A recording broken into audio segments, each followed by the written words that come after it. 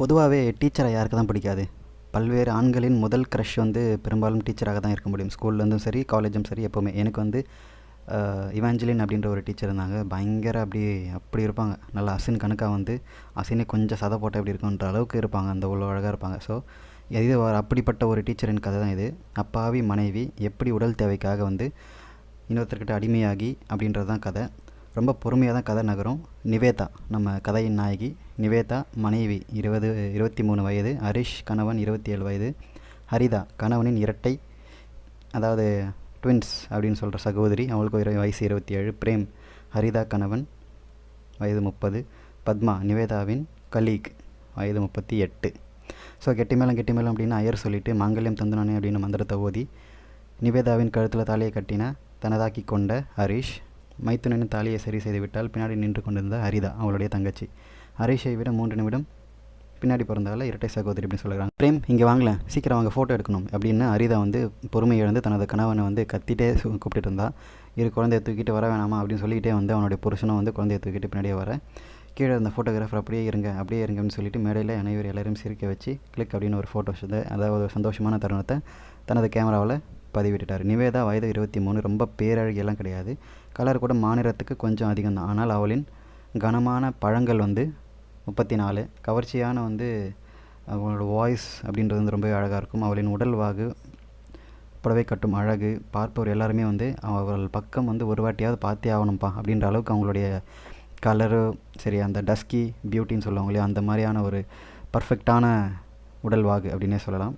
எப்படி இருந்த சும்மா குத்து மதிப்பாக சொல்லணும்னா இந்த மாதிரி ஒரு அரேபிய குதிரை லவ் கூட பண்ணலாம்ப்பா.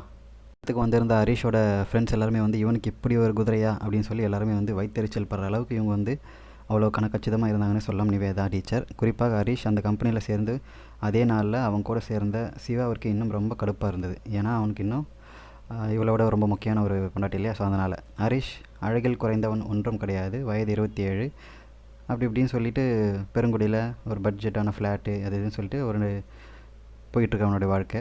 ஸோ இவனுக்கு மட்டும் ஜாக்பாட் அடித்தது போல் 4 வருஷம் ஜெர்மனியில் ஆன்சைட் கிடைக்க அதில் சேமித்து வைத்த பணத்தை எல்லாம் வாங்கி வீட்டு கடனெல்லாம் வாங்கி முடிச்சுட்டு எல்லாத்தையும் முடிச்சுட்டு இப்போ கல்யாணம் பண்ணிக்கிட்டான். ஹரிஷ் நிவேதா இருவருக்கும் கல்யாணத்துக்கு முன்பு 3 மாதம் நிச்சயமாகி இருந்ததால் ஃபோனில் ஓரளவு பேசி ஒருவரின் விருப்ப வெறுப்புகளை பற்றி ஓரளவுக்கு தெரிஞ்சுக்கிட்டு இருந்தாங்க. முக்கியமாக 2-3 வருடத்திற்கு குழந்தை வேண்டாம் அப்படின்றது வந்து இருவரின் ஒருமித்த கருத்தாக இருந்தது. அதனால் முன்னேற்பாடாக வந்து ஹரிஷ் வந்து போட வேண்டியதெல்லாம் போட்டு மறக்காமல் போடுறதால வந்து அவங்க பிளான் பண்ணபடியே வந்து குழந்தை இல்லாமல் போச்சு. நிவேதாக்கு ரொம்ப ஆர்வம், அதாவது இந்த முதல் இரவு அறையில் தனது கணவன் மனைவி என்ன பண்ணுவாங்கன்னு ரொம்ப ஆர்வம் அதிகம். ஸோ ஒரு வழியாக 2 பேரும் பேசி அந்த ஆர்வத்தின் வெளிப்பாடாக வந்து ஆரம்பித்தாங்க. இனி இதே ஆரம்பிக்கட்டும் அப்படின்னு விளக்கு அணைச்சிட்டு ஆரம்பித்தாங்க.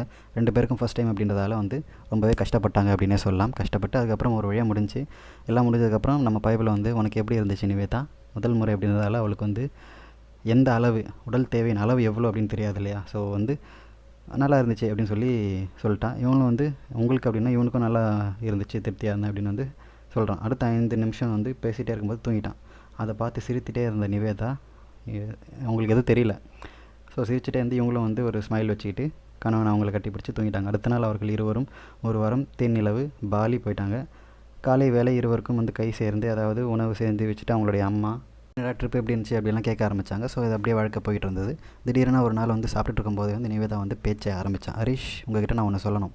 சொல்லடி, நானும் வேலைக்கு போகவா, வீட்டில் போர் அடிக்குது, அம்மா இருக்காங்க, தனியாக வீட்டில் இருக்குன்னா அவங்கள என்ன தனியாக விட்டுட்டு போக போறியா?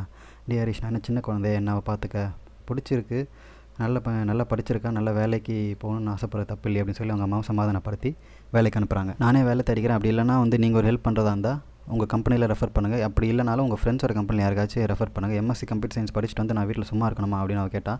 ஹரிஷ்க்கு இதை கேட்டவொன்னே பயங்கர பீதி ஆயிடுச்சு. ஏன்னா வந்து அவன் ஆஃபீஸில் ஒரு சுமாரான பெண்ணுக்கே வந்து பயங்கரமாக ஜொல்லு விட்டுட்டு அவங்க பின்னாடியே வந்து சுற்றுவாங்க. எப்படா வந்து லைட்டாக அட்ஜஸ்ட் பண்ணுவாங்க, மாங்காய் தெரியும், பின்னாடி தர்பூசணி தெரியும் அப்படின்னு சொல்லிட்டு வந்து அவங்க அட்ஜஸ்ட் பண்ணி சுற்றிட்டு இருப்பாங்க.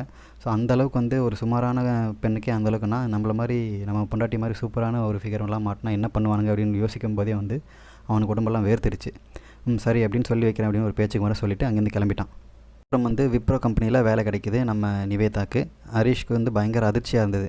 இந்தாங்க ஸ்வீட் எடுத்துக்கோங்க. ஹரிஷ் வீட்டுக்கு போனதும் நிவேதா நீட்டினால் ஒன்றும் பேசாமல் ஸ்வீட்டை மட்டும் எடுத்துட்டான். இன்னும் 15 நாளுக்குள்ளே வந்து ஜாயின் பண்ண சொல்லிட்டாங்க அப்படின்னு சொல்லி இவளும் வந்து ஒரு நல்ல நியூஸ் சொல்கிறான். கிடைச்சதுக்கப்புறம் நீ கண்டிப்பாக அந்த வேலைக்கு போயே ஆகணும் அப்படின்னு வந்து அவங்களுக்கு 2 பேருக்கும் சண்டை. நானும் லோன் அடிக்கிறேனே வீட்டு லோன் அப்படின்னு சொல்லி இவன் கேட்கவும், நீ சம்பாரிச்சா நான் முக்கால்வாசி லோன் அடித்தேன், நான் பார்த்துக்கிறேன் அப்படின்னு சொல்லி இவன் கத்திட்டான். அதுக்கப்புறம் அவங்க 2 பேருக்கும் சண்டை வந்து மறுநாள் சரியாகிறாங்க. சரியாகிட்டு நீ இந்த வேலைக்கு போக வேண்டாம் அப்படின்னு சொல்லி இவன் சொல்லிடுறான். இதுக்கப்புறம் வந்து இவங்களும் சரின்னு சொல்லிட்டு வீட்டிலே இருக்கா. அதுக்கப்புறம் வந்து இவனுக்கு ஹரிஷ்க்கு வந்து லண்டனில் வந்து ஒரு ப்ராஜெக்ட் ஓகே ஆகி 15 நாள் டெம்பரரியாக போகணும். அங்கே போனதுக்கப்புறம் அது மேபி எக்ஸ்டெண்ட் ஆகலாம். அந்த சுச்சுவேஷனில் கிளம்பும்போது இவளுக்கு வந்து இங்கே பக்கத்தில் காலேஜ்லேயே, அதாவது வீட்டு பக்கத்துலேயே காலேஜில் ஒரு ப்ரொஃபஸர் வேலை கிடைக்கிது. ஸோ ஹரிஷோட ஃப்ரெண்ட்ஸும் வந்துட்டு ஸ்கூல் பசங்க தானே, அந்த மாதிரி காலேஜ் பசங்கள்லாம் வந்து ஃப்யூச்சருக்காக படிப்பாங்க, அதனால் நீ தைரியமாக அனுப்பிச்சி வை அப்படின்னு சொல்லி அனுப்பி வைக்கிறான். ஸோ அடுத்த நாள் காலையில் வந்து வேலை கிடைச்ச சந்தோஷத்தில் நிவேதா வந்து சீக்கிரமாக எழுந்து குளிச்சுட்டு ஆஃபீஸ்க்கு காலேஜுக்கு கிளம்ப ரெடி ஆகிட்டான். ஸோ இவனும் வந்து ஹாப்பியாக வழி அனுப்பி வச்சான். ஆனால் சிறிய கொஞ்சம் பதட்டம் உள்ளே இருந்துட்டு தான் இருந்துச்சு. இவளை அனுப்புகிறோமே யாரையாவது எதாவது கரெக்ட் பண்ணுறோம் அப்படின்னு சொல்லி இவனுக்கும் பதட்டம் இருந்துட்டு தான் இருந்துச்சு. ஸோ அதெல்லாம் வந்து இவனும் ஆஃபீஸ் கிளம்பிட்டான். இவன் காலேஜ் உள்ளே போயிட்டு டெம்பரரி ஐடி கார்டு வாங்கிட்டு என்னுடைய டிபார்ட்மெண்ட் எங்கே இருக்குது, கம்ப்யூட்டர் சயின்ஸ் டிபார்ட்மெண்ட் எங்கே இருக்குது, நாங்கள் போகிறோம். அதுக்கப்புறம் அந்த போகிற வழியில் பத்மா டீச்சர் ஞாபகம் இருக்கா, வயசு 38. பத்மா டீச்சர் நீங்கள் அந்த வழியாக போகிறீங்கன்னு வந்து அட்டெண்டன்ட் கேட்க, ஆமாம் அப்படின்னா 2 பேரும் இவங்களை கூட்டிகிட்டு போங்க அப்படின்னு சொல்லி 2 பேரும் வந்து அந்த டிபார்ட்மெண்ட்டுக்கு போகிறாங்க. அப்புறம் போகிற வழியில் 2 பேரும் வந்து நம்ம ஒரே டிபார்ட்மெண்ட் அறிமுகப்படுத்திக்கலாம் அப்படின்னு சொல்லிட்டு அவங்க நிவேதான்னு சொல்லவும் இவங்க வந்து இவங்களோட பேர் சொல்லவும் 2 பேரும் வந்து நல்லா ஃப்ரெண்ட்ஸ் ஆகிறாங்க. ஃப்ரெண்ட்ஸ் ஆகிட்டு, என்ன மேடம் காலேஜ் ரொம்ப அமைதியாக இருக்குது அப்படின்னா, இது வந்து ஃபர்ஸ்ட் டே ஆஃப் காலேஜ், அதனால் இப்படி இருக்கும், போக பாரு எப்படி இருக்கும்னு சொல்லிட்டு அவங்க வந்து பீதியை கிளப்புறாங்க. அப்புறம் வந்து 2 பேரும் ஒன்றா லஞ்ச் சாப்பிட்றாங்க. அன்றைக்கி நாள் வந்து இனிதே முடியுது. மீன் டைம் வந்து ஹரிஷ்க்கு லண்டன் போக வேண்டிய சுச்சுவேஷன் வருது. அவன் கிளம்புறான். அடுத்து வந்து நிவேதாக்கு இதே மாதிரி ரொட்டீனாக போயிட்டுருக்கும்போது அன்றைக்கி ஒரு நாள் நிவேதாக்கு கால் வருது. கால் பண்ணி பார்த்தா அவன் புருஷன் லண்டன்லேருந்து கால் பண்ணுறான். ஏன் தூக்கம் வரல அப்படின்னு அஸ்கி வாய்ஸில் வந்து புரண்டு படுத்துட்ருக்கான். இவனுக்கு தூக்கமே வரல. ஏன் தூக்கம் வரலன்னு இவன் அஸ்கி வாய்ஸில் கேட்கும். ஏன் உங்களுக்கு தெரியாதா, அதே துணியில் வந்து இவன் பதில் அளித்தான். தெரியும், உன்னோட வாயில் கேட்கணும் அப்படின்னு சொல்லி அவன் புருஷன் வந்து சொல்கிறான். என் புருஷன் எனக்கு டெய்லி ராத்திரி லாலிபாப் ஊட்டி விடுவார், அது இல்லாமல் தூங்க முடியல அப்படின்னு பயங்கரமாக வந்து நாட்டி வாய்ஸில் சொன்னான். ஸோ இங்கே வந்து குளிரில் லாலிபாப்பை விரைச்சிருச்சு, கையில் தான் வச்சுருக்கேன், வேணுமா அப்படின்னு கேட்குறான் அவனுடைய புருஷன் ஹரிஷ். அவளுக்கு வந்து நீங்கள் கையில் வச்சுருந்தா என்ன யூஸ், அதுக்கப்புறம் எப்போ என்கிட்ட வந்து என்னுடைய பாப்பா வந்து சுவைக்க போகுது அப்படின்னு சொல்லி இவங்களும் 2 பேரும் வந்து பேச ஆரம்பிக்கிறாங்க. அன்றைக்கி நைட் வந்து இனிதே வந்து ஃபோன்லேயே முடியுது எல்லாத்துக்குமே. ஸோ இவங்களுக்கும் வந்து ஒரு ரிலீஃப் கிடைச்ச மாதிரி இருக்குது நிவேதாக்கு. இங்கே தன்னுடைய புருஷன் வந்து ஹரிஷ்க்கு வந்து நான் திரும்பி வர வரைக்கும் வந்து என் முன்னாடி அவனை கரெக்ட் பண்ணிடக்கூடாதா அப்படின்னு சொல்லிட்டு இவனுக்கு இந்த வேதனை. அதனால தான் வந்து டெய்லி ஃபோனில் அவனுக்கு டைம் இல்லைனாலும் ஃபோனில் வந்து ஆசையை தீர்த்துக்கிட்டு இருக்கான். ஃபோன்லேயே பேசி தீர்த்துட்டா வந்து வேறு எந்த எண்ணத்துக்கும் வேறு யார் கூடவும் வந்து தேடி போக மாட்டான் அப்படின்ற ஒரு நப்பாசையில் நம்ம ஹரிஷ் வந்து இந்த வேலையை பார்த்துட்ருக்கான். இப்படியே போயிட்டுருக்கு நிவேதாவோட வாழ்க்கையும் ஹரிஷோட வாழ்க்கையும். அவனுக்கு வந்து அங்கே வீசா எக்ஸ்டெண்ட் ப்ராஜெக்ட் எக்ஸ்டெண்ட் ஆகுது. ஸோ உங்களுக்கு வந்து நிவேதா வந்து இதுக்கப்புறம் காலேஜில் ஒரு பையன்கிட்ட வந்து அடிக்ட் ஆக போகிறான். அந்த பையன் வந்து இந்த டீச்சரை வந்து என்னெல்லாம் பண்ண போகிறான் அப்படின்றத வந்து நம்ம அடுத்தடுத்த பதிவில் பார்க்கலாம். இந்த பதிவு உங்களுக்கு கண்டிப்பாக பிடிச்சிருக்கும், என்டர்டைன்மெண்ட்டாக இருக்கும்னு நினைக்கிறேன். அப்படி நீங்களும் நினச்சிங்கன்னா லைக் பண்ணுங்கள், ஷேர் பண்ணுங்கள், சப்ஸ்கிரைப் பண்ணுங்கள். அண்ட் மறக்காமல் உங்களுடைய பதிவுகளை கமெண்ட் செக்ஷனில் சொல்லுங்கள், உங்கள் கருத்துக்களை சொல்லுங்கள். இன்னும் ஏதாவது இம்ப்ரூவ் பண்ணலாம் அப்படின்னா கண்டிப்பாக அதை கமெண்ட் செக்ஷனில் சொல்லுங்கள், நான் திருத்திக்கிறேன். தேங்க்ஸ் ஃபார் வாட்சிங். Have a great day.